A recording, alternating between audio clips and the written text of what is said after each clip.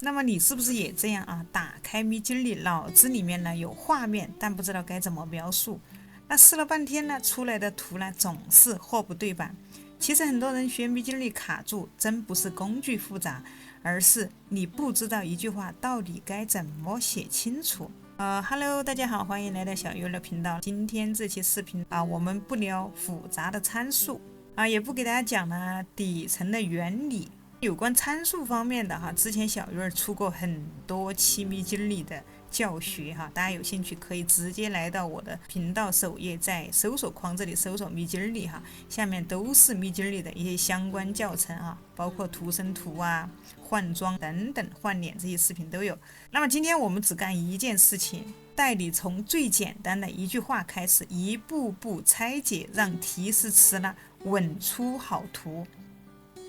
那只要你跟着我的节奏呢，你会发现迷津里提示词本质上就是用 AI 能听懂的语言把画面说清楚。好，那接下来呢，我们就直接开始。那首先第一部分，从翻车到可控的一个思维转变。那么现在假设你是一个纯新手，你的脑子里面有一个念头，就是我想画一个女生。很多人啊，直接这里一个女生，一个女生。来到迷津里这里点一个斜杠哈，点 image 就直接把这个提示语丢给他，一个女生。那么这里直接看到一个女生，放大给大家看一下，能出图吗？能出图哈，确实也能出图，但出来的结果大概率大家可以看到这里屏幕上的4个女生啊，大家可以看到现在屏幕上的这4个女生，它只能从海量的图库里面随机抓取一个女生给你。这一步呢，我们叫 AI 自由发挥。而你呢，就是在开盲盒。那得到的女生是什么样的，我们不知道，可能这是法国的，可能这个是英国的，可能这个是俄罗斯的。因为我们就只让她画一个女生，那我们该怎么样去控制她呢？答案很简单，那么我们要一步一步的缩小 AI 的选择范围。接下来第2个部分就是8步构建法，把画面说清楚的一个完整路径。第一步呢，就是定主体，主体是什么？就是你准备画什么，先确定画谁。那这个时候呢，我们把一个女生呢，给它升级为一个亚洲女生。为什么呢？亚洲和欧美啊是2种完全不同的一个审美体系啊。这里我们把它翻译成英文啊，复制一下，同样点击下面的斜杠哈，点 image 把这个提示词丢给他啊。为什么选一个亚洲女生哈？因为亚洲和欧美是2种完全不同的审美体系。如果你不说 ，AI 很可能给你一张欧美的脸哈，这个就是随机性的哈。好，接下来我们看一下哈，一个亚洲女生，我们得出来的图是这样的，大家可以看到哈，明显它这上面的图，这个女生的脸它是亚洲人的脸哈，没有非洲，也没有澳大利亚，也没有什么其他国家的。看一下啊，这都是属于亚洲的一个脸。所以我们的提示的第1原则呢，先锁定主题的一个核心身份。好，接下来第2步加外观啊，加一个外观特征，让人物具体化。好，这里就是一个亚洲女生，长发，五官精致啊，这里复制一下，这里点这个关闭哈，继续点斜杠。把这个提示词丢给迷津里。那么到这一步呢，你会发现画面开始接近你想象中的样子啊。看一下，这是刚才我生成出来的一组亚洲美女的图片啊。看一下，明显这些全都是亚洲的美女啊，中国人啊，黄皮肤啊，黑头发。接下来呢，我们又在这里加上了2个外观哈，比如说第1个长发，第2个五官精致这2个词，所以呢，它已经就再开始排除掉短发。我们上面可以看到啊，它里面有的是有短发的啊，这个时候它就会把短发给排除掉，普通的长相的可能性呢也会排除掉啊，因为我们写的是一个五官精致。好，这里出图了，给大家看一下，也可以。那么大家可以看一下哈，这一步的本质呢，就是给 AI 画肖像轮廓啊，这五官是很精致，可以看一下哈啊，这下面有2张这种有点像是素描类型的这种哈。接下来呢，就到第3步了，定年龄与气质啊，年龄与气质，这里他的年龄啊20岁左右，气质温柔哈，复制一下。好，那我们加的这个继续加在这个后面。到这一步哈，那我们复制一下，先让 AI 去生图。还有基础这种朋友都不知道使用这些这里面最基础的一些东西不会的哈，大家可以去看我之前有给大家分享过迷经历的入门教学哈，这里我会把相关链接放在视频的右上角。我们先把这个图喂给他先把这个提示语喂给他。那么到这一步，很多人其实他会跳过这一步但它极其重要。他的年龄，你想要老年人还是？那大家可以看到，我们前面没有给他年龄的时候，他生出来的有小孩子这种，你看全是几个女孩很小的这种女孩。那如果说你给了他年龄，那么我们又在缩小范围就这一步极其重要年龄和气质直接决定画面的一个感觉。那么我们现在的这个提示语呢，就加上了她的年龄她也是一个亚洲女孩，20岁，长发，五官精致，气质温柔。到这一步大家可能看到这里，有的人还没有迷津里的账号，那建议大家可以在我视频下方的描述栏大家可以打开我的一个视频，点击视频，鼠标往下滑，在我们视频的描述栏找到这里有一个GPT 迷津里独立账号购买因为我们国内的小伙伴，如果说你想用迷津里还有点难而且呢，它官网的一个价格大家看一下最基础的一个价格都在这种最基础的一个套餐，一个月是要200多人民币那美金是30美金这里呢，很多小伙伴可能不舍得，我们这个时候可以先去便宜合租一个这里你找到我的这里迷津里的这个独立账号你可以直接点击进来。小鱼儿用的迷津里呢，也是银河路线局提供的那大家可以看到这里面有很多工具它不只有迷津里，还有 GPT 还有一些其他的一些工具比如说奈飞这些那你可以看这里还有一些其他的工具还有一些 AI 服务这里就有迷津里还有包括如果说你连没有email邮箱没有谷歌账号，这里也可以购买这儿还可以 GROK 代充这些找到 AI 服务，这里有迷津里，直接点击进来购买。那么它这里有几个版本很多新手朋友一开始不知道，我建议大家选择这里官方标准会员选择官方标准会员不要去选这个银河版。那官方 Pro 会员也是可以的，只是相对于贵一点我们最好就是选择中间这个官方标准会员。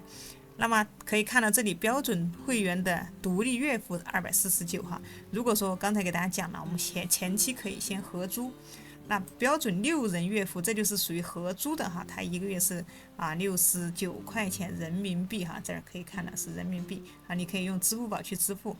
当然如果说你想要经常用的，你也可以选择想要一个人用，你也可以选择独立月付这里大家可以直接去购买。有任何问题在使用的过程当中呢，肯定会遇到一些问题遇到问题可以直接联系这上面有客服。下面这里也有售后问题怎么联系客服这儿可以看到这里大家可以自己去看一下这里常见的一些售后问题。好，回来让我们来看一下20岁的一个女生，这里出图了，已经新鲜出炉的，大家看一下，这全是一些成熟女孩为什么加20岁呢？是为了告诉 AI 不是小女孩，也不是成熟女孩，而是青春感这些确实是非常青春的。那气质温柔呢，这进一步的排除了活泼高冷等其他风格我们就锁定了一些风格。在这里人物至此呢，已经具备了基本的一个人格。接下来呢，我们到第4步，表情和动作。第4步是加表情与状态，让画面活起来比如说微笑比如说正看向镜头。那这个也是新手最容易忽略但最能救活一张图片的关键。像这样的一些图片，你可以看到没有表情的人物特别就像这个第2张，大家可以看一下，它没有任何表情容易显得呆板或者僵硬。现在呢，我们继续比如说我们在这里加一个微笑，后面加一个微笑 OK 复制一下，把提示词先发出去。当我们加了微笑2个字之后，它画面的情绪和亲和力呢瞬间就不同了稍等，我们看一下它出图的一个情况。其实迷津里绘图真的很简单而且我个人一直以来是非常喜欢迷津里绘图因为它的图片画质清晰比如说我这儿给大家放大第1张，这个点 U1 给它放大。那这里它是出图，每次出图是4张那么你想要哪一张，你就对应着哪一张去点。这张点击放大，大家可以看到迷津里就是说不管你放再大他的面部都很清晰啊，这些都很清晰，发丝这些细节处理得很到位哈。但有一些生图工具呢，它放大之后是模糊的哈，这一点我觉得啊，Midjourney它真的还是值得推荐。好，这里看一下我们刚才的这个出图了，放大给大家看一下，面带微笑的20岁的亚洲女生，长发，看一下啊，效果是不是还不错？这是面带微笑，这个也是面带微笑啊。最后这张连这张漫画它都是面带微笑的，长发，看一下哈，是长发。而且看起来是很温柔的这种哈，所以如果你想表达忧郁呀、沉思啊、惊喜呀、同理，那么表情是画面的一个情绪开关。接下来第5步，加动作与姿态啊，决定画面的一个动态哈。比如说在这里加他的一个动作，那人物是这个人物呢，他是静止不动的，还是正在做某事，这决定了画面的一个故事性哈。那这儿我们把这个提示词复制一下，跟上没有？好，我们继续来细化哈。同样，这里大家可以看到，现在需要排队哈。其实合租就是这样哈，合租它的价格实惠呢，但是有一点，有的时候当使用的人多的时候呢，可能会需要稍微的等待一下。好，这里需要等待一下了哈。接下来呢，我们就是要确定它的一个姿态哈，它是动的还是在做某事啊？这个时候呢，我给到它的是一个亚洲女孩，20岁左右，长发，五官精致，气质温柔，微笑，正看向镜头。这个动作建立了人物与观看者的一个连接。当然，你也可以写望向远方，低头看书，正在挥手。那在绘图的过程当中哈，如果说你选择的是合租，你也可以错开一些高峰期哈，所以这样呢，等待的时间可能会稍微短暂一点。好，速度很快啊，出图了啊，带大家看一下。这个呢是这个女孩哈，温柔，她正在看向镜头啊，大家看一下，她是面向我们，正在看向我们，而且都是面带微笑，全是长发哈。都是比较温柔的女孩哈，这几个。好，下一个图呢，我已经喂给她，已经出来了，大家看一下。那么这个呢，是我在后面加了一个，他坐在咖啡馆里，大家可以看到啊，他是坐在咖啡馆里面，正在看向镜头，他也是面向我们的，可以看到啊，这每一个镜头他都是看到我们，而且这明显旁边加了一个场景到里面去。那这里呢，我们只加了坐在咖啡馆里这5个字，那画面立刻就有了生活气息和空间感。那我们可以继续加场景更丰富。比如说，你可以加坐在咖啡馆的窗边位置。那这步我其实加的就是坐在咖啡馆的窗边的位置啊，大家可以看到这旁边是个窗边啊，这边也是窗边。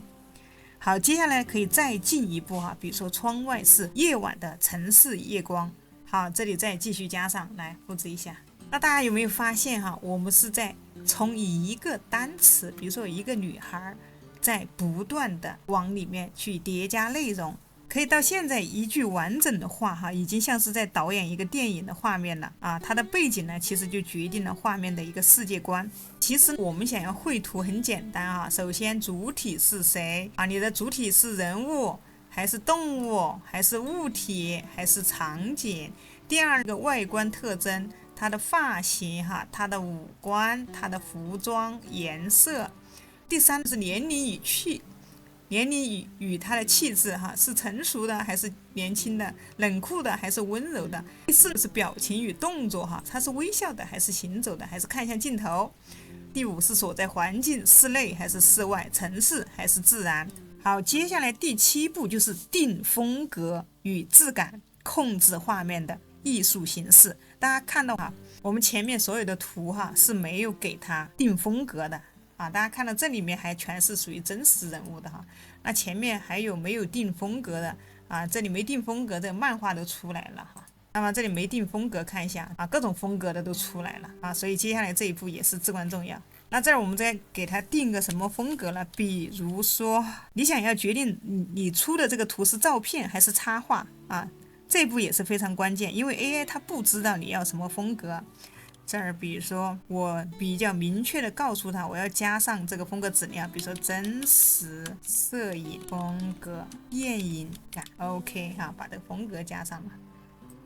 好，复制一下，大家可以看到哈，这是刚才的这张图出了，我先把提示词出来给他。好，接下来大家看一下， ，Oh my god， 是不是非常的完美？大家看一下哈，她坐在一个20岁的亚洲女孩，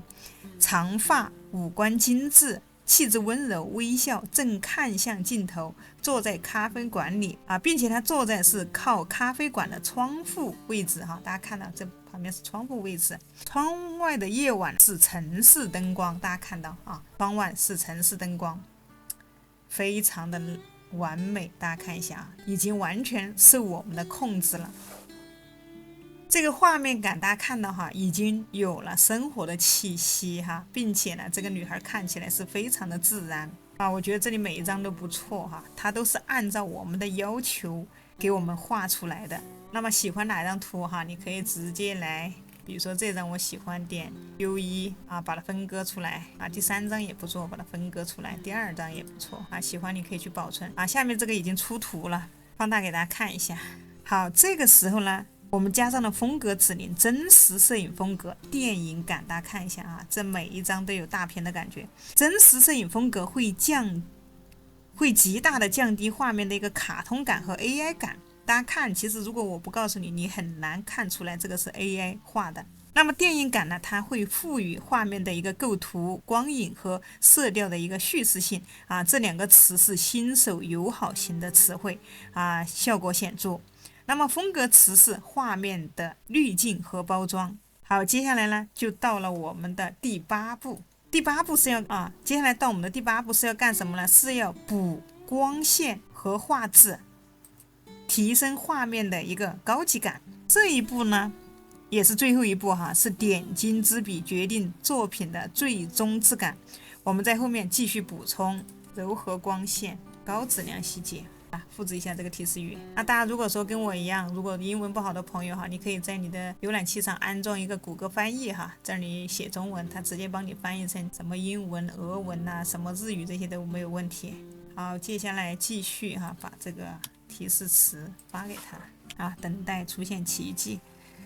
我们补充了这个柔和光线的话，它避免了一个生硬的阴影让画面更自然。那高质量的细节呢，是向 AI 强调渲染它的一个精度。好，这里耐心等待它出图。那么到这一步呢，我们就得到了一个完整的提示词一位20岁左右的长发飘飘的五官精致的亚洲女孩，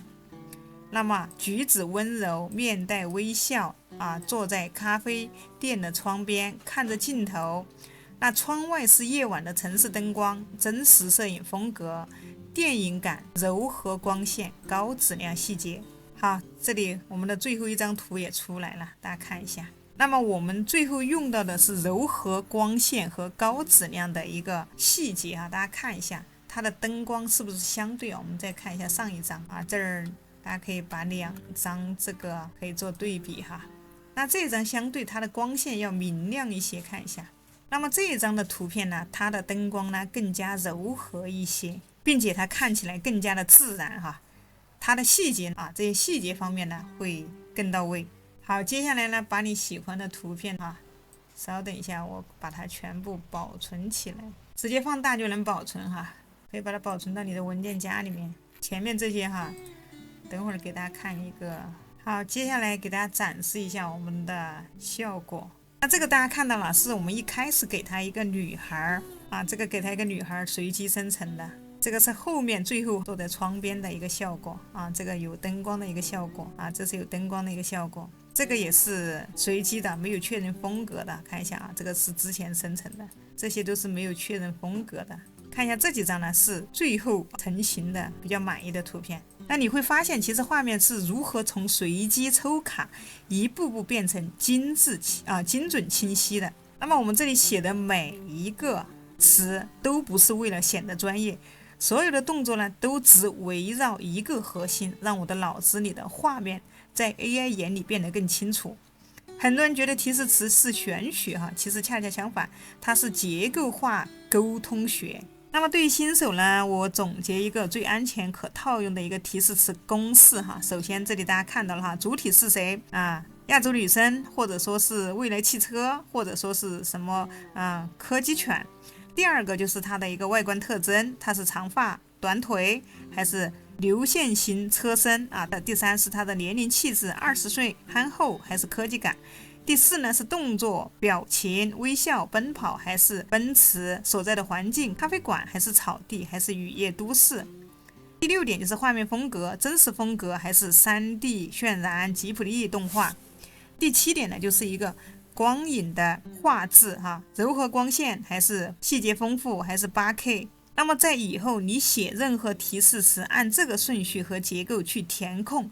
它的出图成功率会飙升。那如果说你也想试试Midjourney绘图那还没有账号的朋友可以直接点击视频下方的Midjourney的独立账号去买一个现成的账号，去便宜合租一个Midjourney来尝试一下。最后呢，我送一句最重要的心法，不要一开始就追求复杂生僻的高级词汇，先学会呢把一句简单的普通人呢都能听懂的话说完整、说具体、说生动。当你发现你写什么 AI 就能画出接近你想象的画面时，恭喜你，那你已经真正掌握了与 AI 协作的核心。那么如果说你也对 AI 绘图感兴趣的话，记得订阅小鱼儿的频道。那么下期呢，有时间了我会继续给大家深入探讨如何固定一个角色形象让同一个人物穿越不同的场景。你想继续深入学习也可以在评论区告诉我你想学哪方面的但这里呢，小鱼儿呢已经出过很多期。那么小鱼儿这里你可以直接到我的首页搜索Midjourney小鱼儿已经出过很多期关于Midjourney的一些教学